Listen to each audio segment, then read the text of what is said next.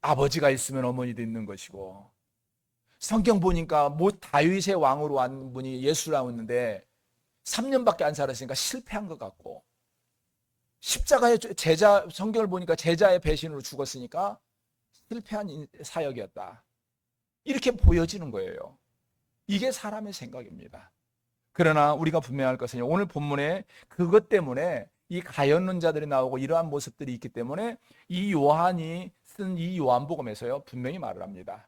우리가 잘 아는 대로 요한복음의 이 사복음서에서 요한만이 예수님의 죽음의 현장을 멀리서라도 지켜본 사람인 걸 우리가 알고 있잖아요. 그래서 여기에 하는 것이 내가 봤다. 내가 그 현장을 봤다. 내가 경험했다. 이런 모습이 많이 보여져요. 그래서 다른 그 공관복음에서는 안 나오는 내용들이 많이 보여집니다. 오늘 여기에서도 그래서 나오는 것이 있습니다. 여기서 이 17절을 한번 보겠습니다. 17절 우리 같이 한번 읽겠습니다. 자, 시작. 그들이 예수를 맡음에 예수께서 자기의 십자가를 지시고 해골이라 하는 곳에 나가시니 합니다. 여기 보면 자기의 십자가를 지시고 해골이라는 곳으로 나가시니 그러랍니다. 이것이 원어에 보면은요, 이 나가셨다라는 것이요, 누구한테 억지로 끌려갔다는 피동사가 아니에요. 스스로 나가셨다라는 의미에서 자동사를 사용합니다. 그러니까 예수님은 다른 데서 여기서 고난을 당해서 가셨잖아요. 그런데 여기서 의도적으로 말한 것은 자기의 십자가. 그러니까 예수님이 감당해야 할 자신의 십자가를 자기가 지고 가셨다라고 기록을 해요. 이 말의 의미는 바로 예수님께서 이 십자가를 자원해서 지셨다라는 말을 강조하는 것입니다. 이거 우리가 예수를 믿을 때에 이 사실을 기억해야 해요. 예수님께서 십자가를 지신 것은 어쩔 수 없이 실패해서 제자의 배신으로 아니면 그 당시에 정치꾼들이 모사에 의해서 그냥 세상 말로 재수 없게 죽은 것이 아니라는 거예요. 자원해서 지셨다라는 거예요. 그러면 우리 생각입니다. 왜 예수님이 이렇게 자원해서 지셨을까? 우리가 성경에 보면은요, 가장 첫 번째 나오는 것이요. 하나님께서는요, 자신이 창조한 이 인간들이 타락한 이후에 모두가 심판을 받아야 할 위치에 있는 것을 안타까워하시고 마음 아파하셨어요. 그래서 구원을 주길 원하셔서 그 구원의 길을 주는 유일한 방법으로 하나님의 독생자 예수님에게 그 십자가를 죄 없으신 예수님이 대신 대속하도록 죄값을 대신 감당하도록 하기를 원하셨어요. 이걸 원하셨고 예수님은 이러한 하나님의 뜻을 아셨던 결과 자원해서 이 일을 감당하신 거예요.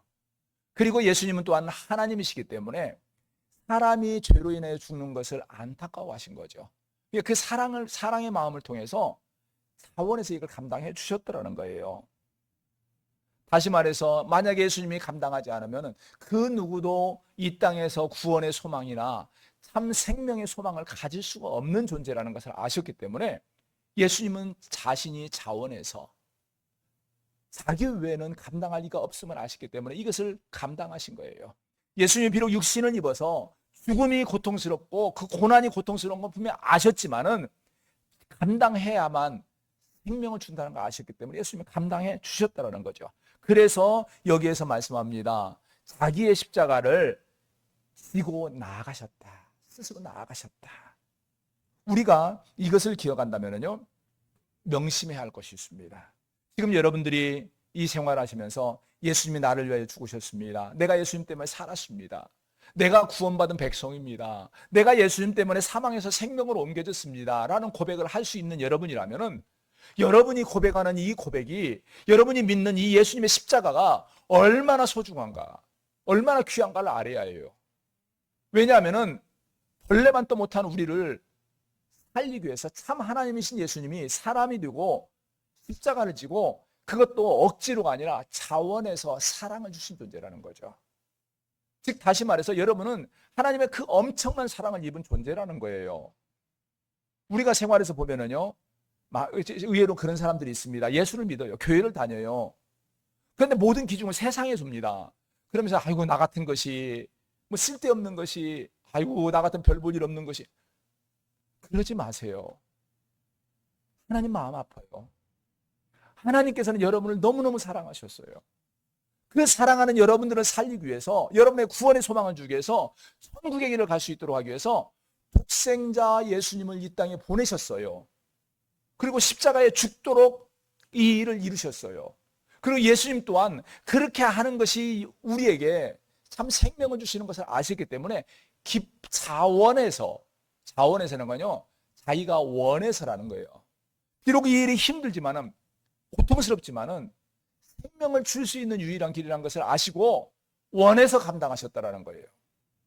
예수님께서는 이렇게 원하셔서 자원해서 생명을 주시기를 원했고 구원의 길을 주시기를 원해서 여러분들이 이 자리에 왔고, 여러분들이 성도라는 이름을 가지고 여러분이 그리스도인이라는 이름을 가지고 살아간다라는 거예요.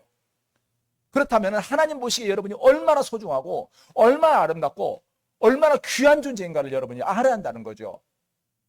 이렇게 귀한 여러분들이 걸핏하면 세상에서 생활에서 내가 물질 때문에, 세상의 육신의 문제 때문에, 육신의 건강이 좀 약하다는 것 때문에, 내가 남들보다 좀 부족하다는 것 때문에 입에서 나 같은 것이, 아이고 내가 별 볼 일 없는 것이, 아이고 내가 어쩌고 이런 말 하지 마세요.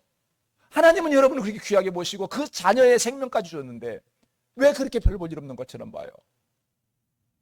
그러면서 동시에 기억할 것은, 세상에서 믿음이 없는 사람들은 이걸 알지 못해요.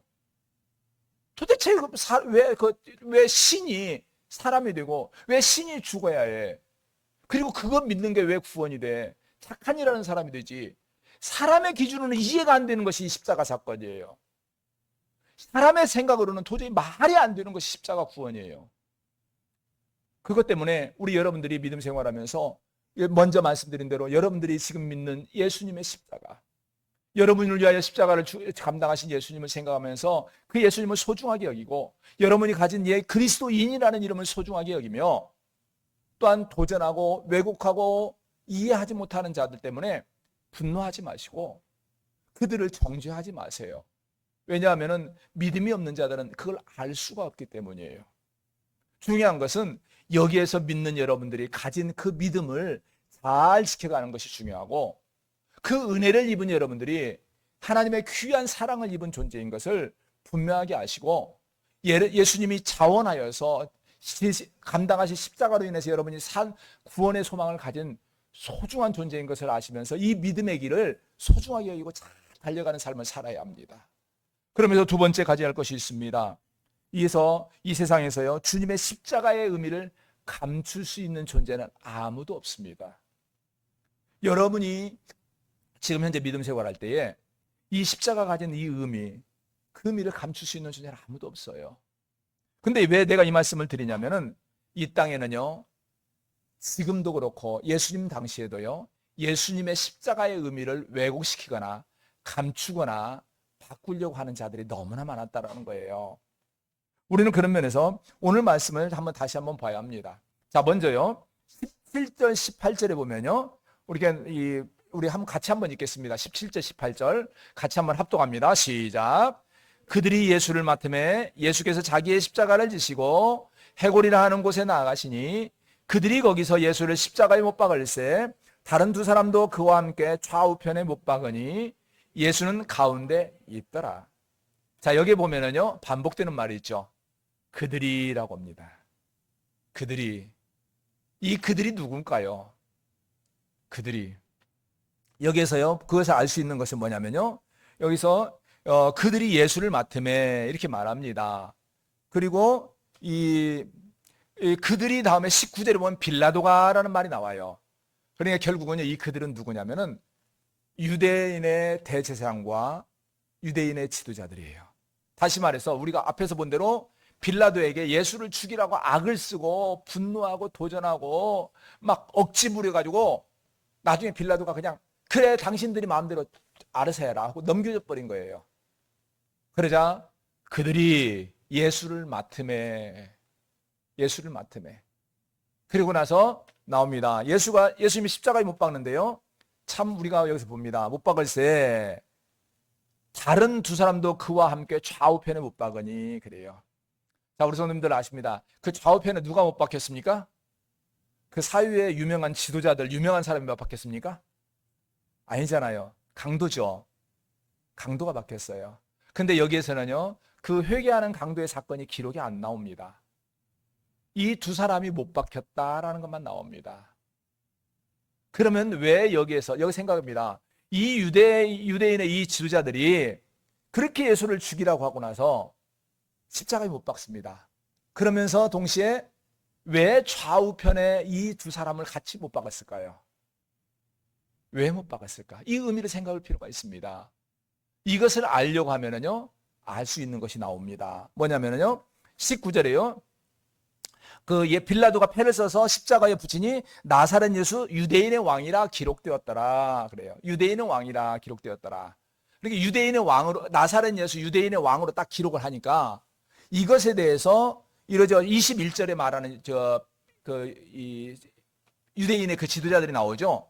자, 21절 한번 읽겠습니다. 자, 같이 읽습니다. 유대인의 대제장들이 빌라도에게 이르되 유대인의 왕이라 쓰지 말고 자칭 유대인의 왕이라 쓰라 하니, 그들이 요구한 것은 자칭 유대인의 왕이다. 즉 이 말은 사입이다. 하나님을 대신하려고 했던 사람이다. 죽어 마땅한 자다. 그런 말이 부각되기를 원했어요.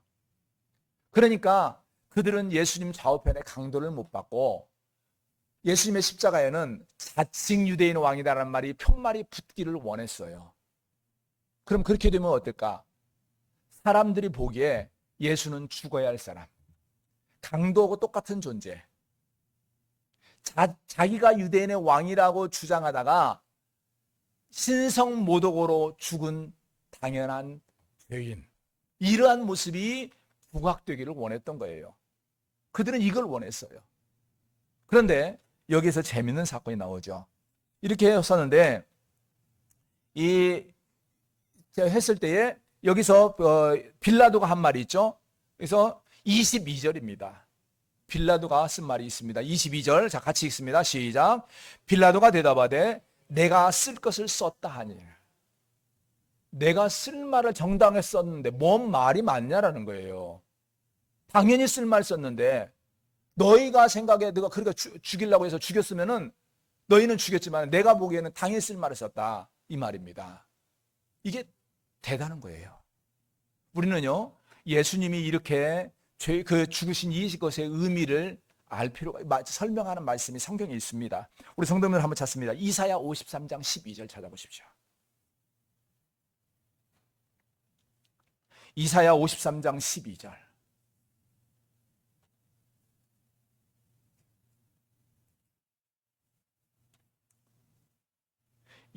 이사야 선지자가 예수님에 대해서 예언한 말씀입니다.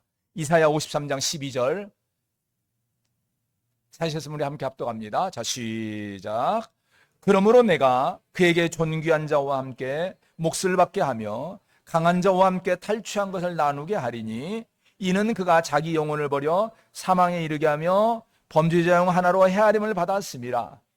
그러나 그가 많은 사람의 죄를 담당하며 범죄자를 위하여 기도하였느니라. 여기서 말합니다. 이사야가 예언하기를 범죄자 중 하나로 헤아림을 받았습니다.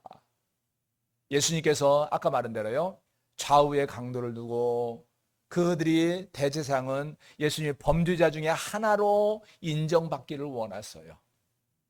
그러나 하나님께서는 빌라도를 통해서 그가 범죄자가 아니라 참 유대인의 왕이라고 기록되도록 했습니다. 그런 면에서 우리가 여기서 봅니다. 여기서 다시 볼 것이 있습니다. 유대인의 왕이라 기록했는데 어떻게 기록했습니까? 보면은 이 20절에 보면은요, 예수께서 못 박히신 곳이 성에서 가까운 거로 많은 유대인이 이 패를 읽는데 어떤 글자로 있습니까? 히브리와 로마와 헬라말로 기록됐다는 거죠.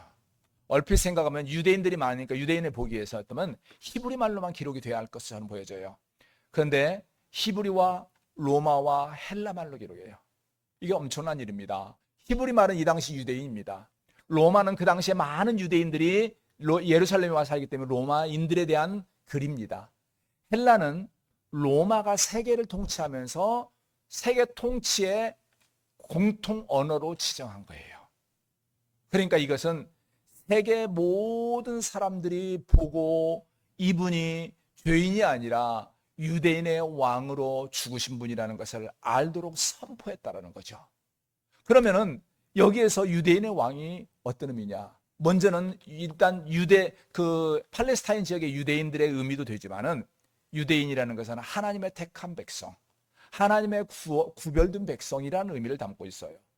즉 오늘날도까지도 하나님의 택함을 받아 구원받은 모든 성도들의 왕으로 십자가를 치신 분이라는 것을 이스라엘 사람과 또한 그 당시 로마 사람과 세계 모든 사람이 알도록 빌라도의 손을 통해서 선포되어졌다라는 거죠.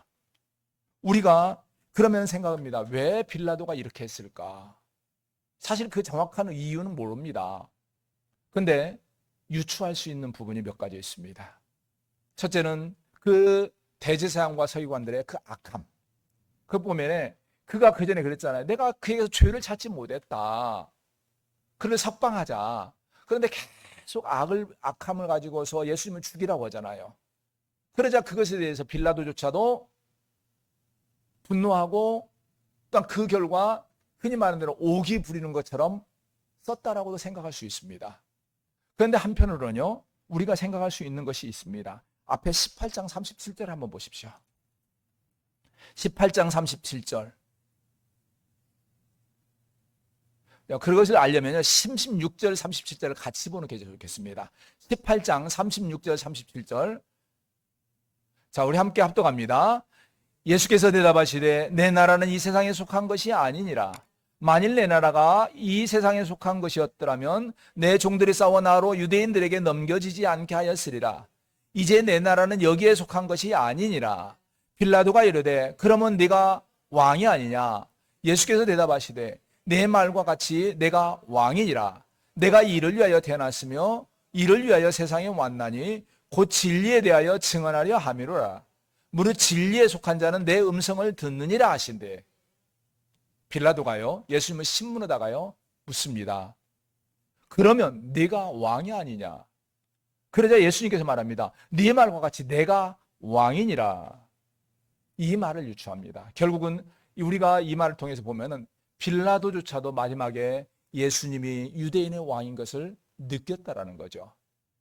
즉 다시 말해서 소위 유대인의 대제사장이고 하나님의 말씀을 잘한다는 사람이고 또한 그 성경에 대해서 또한 가르치는 사람이라는 이 사람들조차도 자기의 욕심 때문에 세상에 대한 그 명예욕과 이기심과 시기심 때문에 그것을 예수님이 참 메시아인 것을 인정하지 않고 대적하고 죽이려고 했는데 정작 빌라도는 예수님을 보면서 유대인의 왕이시라는 것을 느꼈다라는 거예요. 그러니까 결국은 그는 여러 가지 의미에 의해서 편말을 답니다. 그래서 자칭 유대인의 왕이다가 아니라 유대인의 왕이다. 이렇게 한 거예요. 사실 이것을 보면서요, 우리가 알 것은요, 빌라도가 그래도 한 성깔 하는구나. 이게 아니에요. 이것을 역사하시는 하나님을 봐야 한다는 거죠.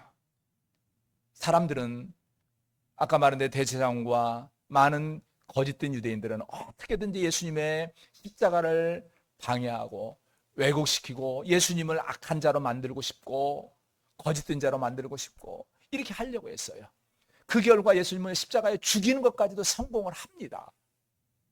그리고 그들이 계획적으로 예수님을 강도의 한 사람으로 만들려고, 죄인 중에 한 사람으로 만들려고 강도를 다는 것까지 다 해요. 그러나 하나님께서는 빌라도의 그 마음과 그 생각을 주장하신 결과 그 편말에 자칭 유대인의 왕이 아니라 유대인의 왕으로 딱 올려지게 하셨더라는 거죠. 이게 하나님의 일입니다. 우리가 세상에서 보면은요, 그런 일이 많습니다. 실제적으로 우리 기독교 역사에 보면은 기독교를 말살하려 한 세력도 많았습니다. 그리고 어떤 세력들은 기독교가 악한 집단으로 만들려고 한 자들이 너무너무 많았어요. 그런데 그래서 처음에는 그렇게 되어가는 것처럼 보였습니다. 그런데 어느 순간에 보니까 그것이 오히려 하나님의 일을 이루는 것처럼 이룬 결과가 오는 것을 많이 봅니다. 대표적인 것이 뭐냐? 로마 황제들의 기독교인들 핍박 사건이죠. 우리가 아는 대로 그 당시에 교회들이 엄청나게 부흥합니다. 그랬을 때 우리가 역사에 나오는데 네로 황제가 그랬잖아요. 로마의 황제들이 기독교인들이 그들에게 악한 존재에 있다라고 누명을 씌워서 대대적 핍박을 합니다. 그 결과 교회들이, 성경에 말하는 교회가, 성도들이 잔멸했다고 그래요. 엄청나게 많은 수들이 죽어요. 인간적으로 보면은 거기에서 교회가 끝날 것처럼 보여집니다. 근데 그 결과 나타난 것이 뭐냐? 교회가 세계로 흩어집니다. 그것을 사건을 디아스포라 사건이라 말합니다. 근데 이렇게 세계로 흩어진 결과 어떻게 나옵니까? 하나님의 복음이 세계 각지로 힘있게 선포돼요. 즉 예수님께서 너희는 세상에 흩어져서 주의 복음을 전하는 그 말씀을 이루는 결과가 됐더라는 거죠. 사람은 그 하나님의 복음을 핍박하려 했는데 도리어 하나님의 복음을 세계에 퍼뜨리는 역할을 하더라는 거죠. 이게 우리의 생활에서 이런 일들이 너무너무 많습니다. 우리 한국 기독교도 많아요. 초기에 많이 연약합니다. 그랬을 때에 기독교가 6.25를 통해서 엄청나게 핍박을 받으면서 성도들의 신앙이 뜨겁게 일어나요. 그 결과 세계 어디에서 볼 수 없는 엄청난 기독교 강국이 한국에서 일어나던 거예요. 이게 하나님의 일입니다. 사람들은 하나님의 일을 많이 방해합니다. 왜곡시킵니다. 자기들의 뜻대로 어떻게 될 것처럼 보여져요. 오늘날도 시대를 보면 어떡합니까? 교회가 자꾸 약해지는 것처럼 보여지죠. 젊은 세대들이 많이 사라집니다. 약해집니다. 그 결과 과연 과거보다 많이 세력이 약해진 건 맞습니다. 그러다 보니까 우리가 어떤 사람들이 보면 이러다가 한국 교회가 없어지는 거 아니냐? 미안합니다. 안 없어집니다. 하나님께서는 이 나라를 사랑하시고 한국 교회를 사랑하시고 하나님께 세우신 교회를 사랑하시기 때문에 안 없어져요. 오히려 이걸 통해서 하나님께서는 더 선한 일을 이루시고 뜻 있는 일을 이루시고 능력 있게 일을 이루어 가시는 분이 하나님이에요. 그러면 우리가 이걸 기억한다면은 우리가 가질 자세는 뭡니까? 눈에 보여지는 것 때문에, 왜곡시키는 세력들 때문에 우리가 가진 신앙이 흔들리지 말아야 한다는 거죠. 비록 우리가 눈에 보기에는 당장 교회가 어떻게 될 것처럼 보여집니다. 당장 우리 성도들이 사라질 것처럼 보여져요. 그러나 하나님은 그 가운데서도 하나님은 살아계시고 하나님은 자기의 나라를 이끌어 가시고 교회를 세워 가세요. 그렇다면 우리가 가질 자세는 눈에 보여지는 현상 때문에 세상에서 온갖 말로 교회를 핍박하고 대적하고 막아가는 자 때문에 두려워할 필요가 없어요. 왜냐하면 이 교회는 우리가 세우는 것이 아니라 하나님이 세우시고 복음은 하나님께서 만들어 가시고 이루어 가시기 때문에 이제 남은 것은 우리 자신들의 목숨만 남았어요. 우리의 삶만 남았어요. 우리에게 주어져 있는 닥쳐오는 많은 고난이 있을 것이고 핍박이 있을 것이고 어려움이 있을 것이고 눈에 보여지는 것이 연약해지는 것이 있을 때에 우리는 믿음 지키고 우리에게 주신 예수님의 십자가를 붙들고 그 믿음의 삶을 잘 살아가는 것이 중요해요. 그리고 중요한 것은 미혹하고 왜곡하는 거짓된 세력들의 말에 넘어지지 않으려고 해요. 우리가 잘 아는 대로 거짓된 세력들은, 사단의 세력들은 하나님의 택하신 자라도 할 수만 없으면 미혹해서 넘어뜨리려 한다고 했어요. 여러분들이 하나님의 택한 백성으로서 여러분이 구원의 길을 가지만 조심해야 합니다. 미혹하는 자들은 여러분이 아무리 믿음의 길을 가더라도 할 수만 있으면 넘어뜨리려고 온갖 방법을 동원해요. 따라서 우리가 가진 이 믿음 잘 지켜나가는 것이 중요하고, 그러면서 우리가 마지막으로 기억할 것은 주님의 십자가는 하나님의 뜻을 이루신 사건이라는 걸 분명히 알아야 합니다. 즉 다시 말해서 하나님이 기뻐하셔서 이를 이루신 거라는 거예요. 오늘 24절을 한번 보겠습니다. 우리 24절 한번 같이 한번 읽겠습니다. 자, 시작. 군인들이 서로 말하되 이것을 찢지 말고 누가 얻나 제비 뽑자 하니 이는 성경에 그들이 내 옷을 나누고 내 옷을 제비 뽑나이다 한 것을 응하게 하려 함이러라. 군인들은 이런 일을 하고 말합니다. 여기서 말합니다. 이 내 옷을 제비 뽑나이다 한 것을 응하게 하려 함이러라. 그러니까 하나님께서 성경에 말씀하신 것을 이루려 한다는 거죠. 우리가 성경을 보면서요, 항상 잊지 말 것이 있습니다. 바로 예수님의 사건은 단순히 우발적이 아니라는 거예요. 눈으로 보기에는 아까 말한 대로 그 당시 정치꾼들이 예수님 시기해가지고 예수님 어떻게 엉겹결에 죽여버린 것처럼 보여지지만 엉겹결에 그냥 재수 없어서 된 게 아니에요. 하나님께서 오래전부터 만세전부터 계획하시고 또한 준비해 오신 것이 이루어진 사건이라는 거죠. 사실 우리가 그런 면에서 우리가 성경 공부하면 상상하는 거죠. 자, 우리 성도들 다시 한번 기억합니다. 성경은 무엇에 대해서 기록됐습니까? 예수님입니다. 자, 그러면 구약은 무엇입니까? 그래도 우리 성도들 성경 공부해가 기억을 하셔. 오실 예수님. 신약은 오신 예수님. 즉 구약은 앞으로 오셔서 우리에게 구원을 이루실 예수님. 왜 예수님이 오셔야만 하셨는가? 왜 예수님 아니면 안 되는가 하는 것을 기록하고 가르친 것이 구약이라면은, 신약은 그렇게 말씀에 따라서 오신 예수님이 어떻게 우리의 구원을 이루셨는가, 그리고 그 구원을 받은 자들이 어떻게 살아가는가를 기록한 것이 성경이에요. 그래서 성경의 핵심은 예수님입니다. 그 예수님을 예언하였고 그 예언이 이루어진 것을 기록한 것이 성경이라는 거예요. 우리가 믿음 생활하면서 이 십자가를 보면서 이것을 기억합니다. 그래서 우리가 보면서 예수님의 이 십자가 사건은 그냥 우발적으로 갑자기 된 것이 아니라 하나님이 만세전부터 계획하사 이루신 것이라는 거죠. 그런데 이것이 단순히 예수님의 십자가만 그러냐? 아닙니다. 우리가 여기서 성경 한번 찾습니다. 에베소서 1장을 찾아보시기 바랍니다.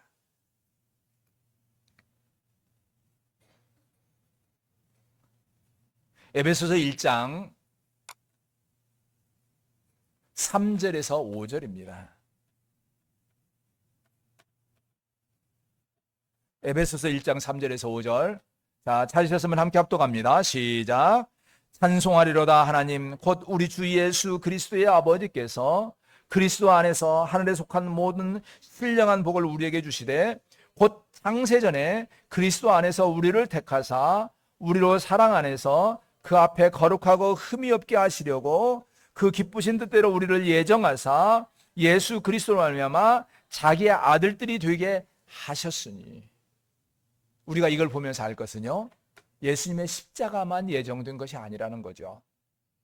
여러분들이 지금 예수를 믿고 여러분의 입술로 고백하고 여러분이 그리스도인으로서 구원의 길을 가는 것은 여러분이 똑똑해서가 아니에요.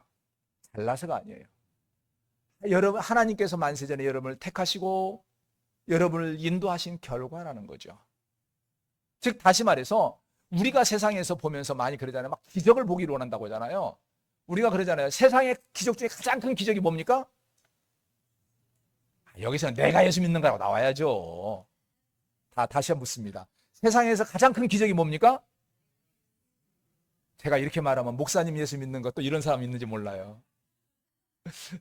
그때는요, 제가 아니라 여러분 자신이에요. 내가 예수 믿는 거예요. 여러분이 예수 믿는 거예요. 이게 기적이에요. 왜냐하면은 하나님께서 예정하시고 하나님이 인도해 주시지 않았으면은요, 아무도 믿을 수 없습니다. 왜냐하면 사람들은 죄인이기 때문에 하나님을 대적하는 일은 잘하지만은 알고 믿을 수는 없어요. 그런데 하나님께서는 이를 만세전에 택하시고 구원에 불러주셔서 예수를 믿는 거예요. 이 세상에 그 많은 사람 가운데 하필 나 같은 자가, 내가 남보다 똑똑한 것도 없고 잘난 것도 없고 지식도 많은 것도 아닌데 나 같은 자가 어떻게 예수를 알았을까? 어떻게 믿었을까? 이거 생각하니까. 근데 그것이 왜요? 재수가 좋아서냐? 아니라는 거죠. 하나님이 여러분을 택하시고 구원에 불러주신 거죠. 바로 그거예요. 그러니까 성경에서 이루신 것은 바로 성경을 통해서 예수님의 십자가가 예정되었고 이루어졌고, 또한 동시에 하나님께서는 만세전에 여러분을 택하시고 구원에 불러서 이루어셔서 여기까지 왔다라는 거죠.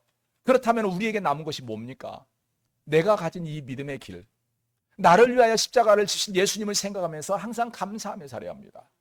그 십자가를 소중하게 여기며 살아야 해요. 어떤 경우에도 내가 가는 이 구원의 길이 사소한 것처럼 봐서는 안 된다는 거죠. 제가 우리 성도님들에게 가끔 말씀드리잖아요. 가끔 어떤 문제만 있으면 걸핏하면 나 교회 안 다녀, 나 예수 안 믿어. 그러지 마시라고요. 여러분이 믿는 이 십자가, 여러분이 붙잡은 십자가가, 여러분이 믿는 예수님이 세상에 그 무엇과도 비교할 수 없을 만큼 소중하고 귀하고 하나님의 만세전에 계획하신 결과 이루어진 거예요. 그리고 여러분이 믿을 수 있다는 이 자체가 하나님의 만세전에 계획하신 결과 여러분이 이 자리에 왔다라는 거죠. 그 어떤 것과 비교할 수 없어요. 내가 물질이 조금 없는 거 육신이 건강히 연약한 거? 이 육신이야 이 땅에 살면 100년 안에 다 끊어지고 없어져야 할 존재인데 뭐 그렇게 그것 때문에 연연해요. 하나님께서 우리에게 주신 이 영원한 생명이 그것과는 비교할 수 없을 만큼 엄청나게 귀한 거예요. 그렇다면은 우리에게 주어져 있는 어떤 문제가 있든지 항상 주님의 십자가를 붙들고 내가 가진 이 구원의 길을 잘 가야 해요. 그러면서 마지막으로 우리가 볼 것이 있습니다. 우리가 볼 것은 오늘 여기서 보면은요, 이제 25절부터 27절까지 봅니다. 시간이 조금 가더라도 이거 봐야 합니다. 25절부터 27절까지 같이 보겠습니다. 시작. 예수의 십자가 곁에는 그 어머니와 이모와 글로바의 아내 마리아와 막달라 마리아가 섰는지라. 예수께서 자기의 어머니와 사랑하시는 제자가 곁에 서 있는 것을 보시고 자기 어머니께 말씀하시되 여자여 보소서 아들이니다 하시고 또 그 제자에게 이르시되 보라 내 어머니라 하신대 그때부터 그 제자가 자기 집에 모시니라. 여기서 말합니다. 여기서 예수의 십자가 곁에는 그 어머니와 이모와 글로바의 아내 마리아와 막달라가 섰다. 누구누구 섰다고 자세하게 말해요. 그리고 나서 누굽니까? 여기서 제자가 곁에 섰다. 이 제자가 바로 이 글을 쓴 요한이라는 말씀을 제가 드렸죠. 그러니까 요한이 자신이 그 자리에 그렇게 있었다라는 것이고 예수님이 자기에게 뭘 말했느냐? 예수님의 어머니에게 유언으로 여자여 아들입니다. 그러니까 아들로 맡긴 거고 아들도 이 제자도 내 어머니라 하셨던 결과 그가 자기 집에서 모셨다. 이 말은 예수님의 마지막 명령으로 알고 자기가 순종했다라는 거예요. 즉 이걸 통해서 자기가 왜 예수님의 어머니를 모셨는가 하는 것을 말하는 것이고 자기가 예수님의 현장에서 본 것이 참 진리인 거예요. 자기가 분명하게 경험한 것을 기록한다라는 의미예요. 우리가 이것을 보면서요 알 것은 참으로 주님께서 이 십자가를 통해서 우리에게 주신 이 생명의 길을 가면서 주님이 말씀하신 그 말씀을 붙들고 살아가야 한다는 거죠. 즉 우리가 여기에서 요한이 예수님께서 마지막으로 그에게 준 사명을 기억하면서 끝까지 순종한 것처럼 우리가 예수님의 십자가를 통해서 만세대로 택함을 받은 성도로서 살아가는 성도라면 믿음의 삶 가운데서 주님이 우리에게 명령한 삶을 살아야 해요. 그리스도인의 삶을 살고 그리스도인으로서 맡겨진 직분의 삶을 살고 또한 거룩함의 삶을 살려고 해야 합니다. 그냥 교회만 다니는 사람이 돼서는 안 돼요. 내가 믿는 예수님 때문에 감사하며 사명을 감당하는 자가 되어야만이 참된 주님의 제자이고 구원받은 자인 것을 말씀합니다. 오늘 이 자리에 계신 우리 성도님들 모두가 이제 모쪼록 참으로 주님의 은혜로 말미암아 예수님의 십자가를 통하여 만세전의 구원을 받은 여러분으로서 여러분이 맡기신 그 사명 잘 감당하시고 끝까지 구원의 길을 잘 달려가시는 우리 모든 성도님들이 되시기를 주의 이름으로 축원합니다. 같이 기도하겠습니다. 만군의 영원 하나님 아버지, 귀하신 은혜를 진실로 감사합니다. 연약하 부족한 저희들을 사랑하여 주시고 오늘까지 주의 백성으로 주의 자녀로 살아갈 수 있도록 복을 주신 것 감사합니다. 하나님 아버지, 원하옵고 나오니 우리 모든 성도들 참으로 주님이 주신 그 은혜 안에서 주의 말씀 붙들고 주의 십자가 붙들고 또한 우리가 가지는 이 믿음 붙들고 끝까지 잘 달려가게 하시고 한 사람도 실족하는 일이 있지 않도록 은혜를 다하여 주시옵소서. 예수 그리스도의 이름으로 기도합니다. 아멘. 찬송 321장 부르면서 하나님께 예물을 드리겠습니다.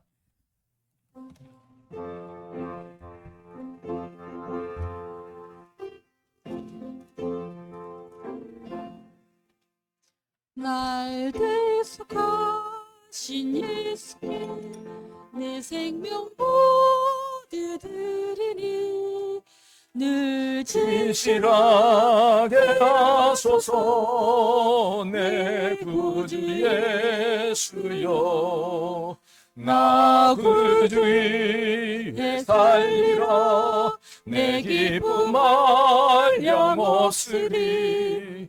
내 갈 길 인도하소서. 내 구주 예수여, 날 구원하신 예수를 일평생 의지하오니 날 용접하여 주소서. 내 구주 예수여, 나 구주 위해 살리라. 내 기쁨 한량없으리. 내 갈 길 인도하소서. 내 구주 예수여. 주 십자가에 달리사 날 자유하게 했으니 내 몸과 마음을 주 위에 다스리게 하소서. 나 구주 위에 살리라. 내 기쁨 한량없으리. 내 갈 갈 길 길 인도하소서. 내 내 구주 구주 예수여.